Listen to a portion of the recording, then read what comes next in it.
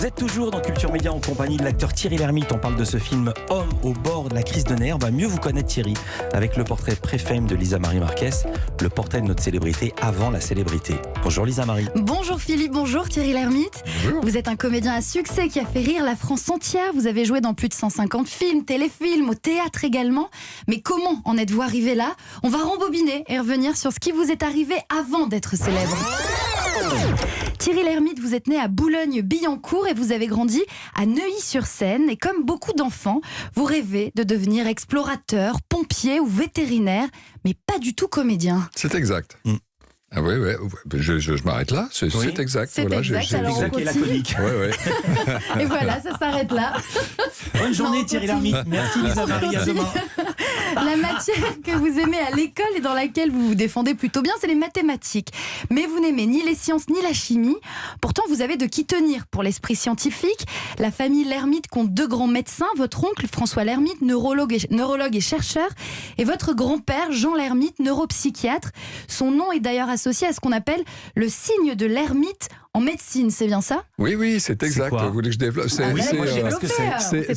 une espèce de sensation de décharge électrique quand on baisse la tête et c'est associé à la sclérose en plaques. Voilà. Parce que c'était un peu sa spécialité. Ouais. Thierry Lhermitte, à partir du collège, vous êtes élève au lycée Pasteur à Neuilly, une école de garçons. Vous rencontrez Gérard Jugnot, Christian Clavier et Michel Blanc.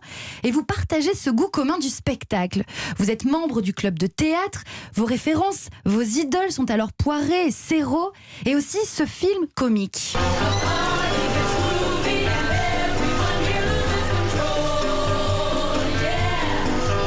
C'est la musique du film The Party De la de Blake partie. Edwards. Voilà. La partie génial, non? en français. Oui.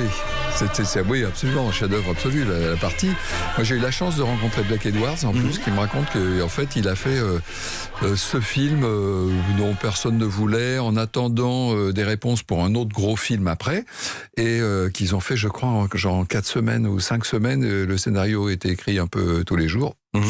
Ça se voit à la fin, tu n'es pas très bien debout, Oui. mais c'est une merveille de jeu d'acteur, quoi. Voilà, c'était vraiment De drôlerie et de burlesque, c'est incroyable. Magnifique. Dites en 2 mots de quoi il s'agit. C'est un type qui va à une fête C'est qui est un pas type qui invité. est pas invité, qui est hindou. Il joue un mec qui vient des Indes et qui est figurant et dont le nom se trouve par erreur sur la liste des invités, alors que le mec l'avait écrit pour dire qu'on ne voulait plus jamais le voir au cinéma, ni even on television, sir. Oui, même à la télévision. Joué par l'acteur britannique Peter Sellers. Peter Sellers, qui est un immense acteur.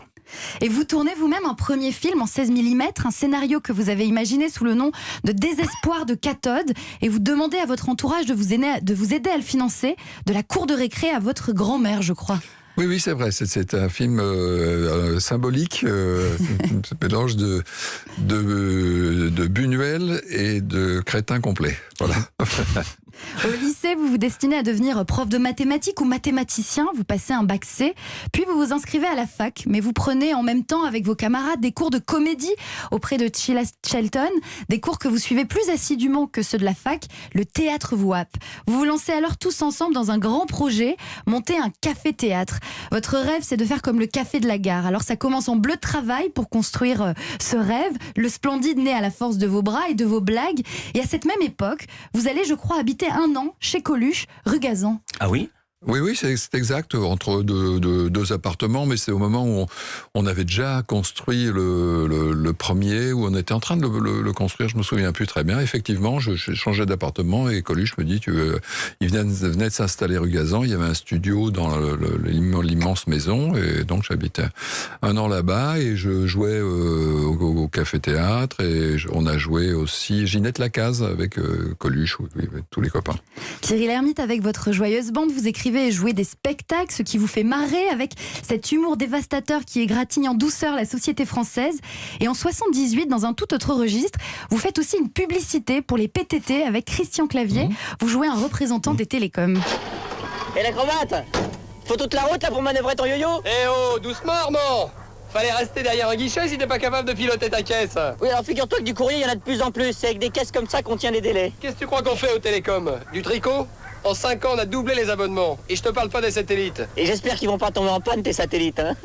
Non, parce qu'il te faudrait une sacrée rallonge. Et toc! Eh, en tout cas, toi, si tu tombes en panne, tu peux toujours reprendre ton vélo, et blanc. Oui, alors en attendant, tu dégages ta girafe parce qu'il faut que j'y aille, hein? Merci, tu me fais plaisir. Et vous obtenez le prix d'interprétation du meilleur film publicitaire. Ah oui, puis pour c'est ce mérité. rôle. On a entendu quand même. Ça, c'est... Vous voulez que je vous dise, franchement, c'est mieux que 99% des pubs de maintenant. Mais c'est très bon. C'est vrai. C'est Mais excellent. vous étiez connu ou pas connu? C'est vous étiez des anonymes ou vous étiez un peu non, on n'est connus? pas connus du tout. Peut-être un tout. Non, on n'était pas connus du tout. Non. Thierry Lhermitte, vous continuez de jouer, d'improviser et d'écrire collectivement avec la troupe du Splendide. Les spectacles s'enchaînent, mais celui qui va tout changer, c'est Amour, coquillage et crustacés, adapté sur grand écran sous le titre Les Bronzés. La suite, on la connaît, et moi, je m'arrête là. Merci beaucoup Lisa Marie Marquez. Je rebondis juste sur une info que je connaissais pas. Je savais que vous étiez évidemment au lycée Clavier et la bande, mais c'était des classes non mixtes. C'est devenu mixte en 69. Mais quand vous y étiez vous-même? Au début, moi j'étais avant, je devais être en 3e en 68. Il y avait que des mecs. Et il y avait que des mecs, et l'année suivante, on a eu la chance d'avoir des filles. D'accord. On imagine bien la classe de seconde avec Thierry Lhermitte. Merci beaucoup Lisa Marie Marquez. Culture Média continue, à tout de suite.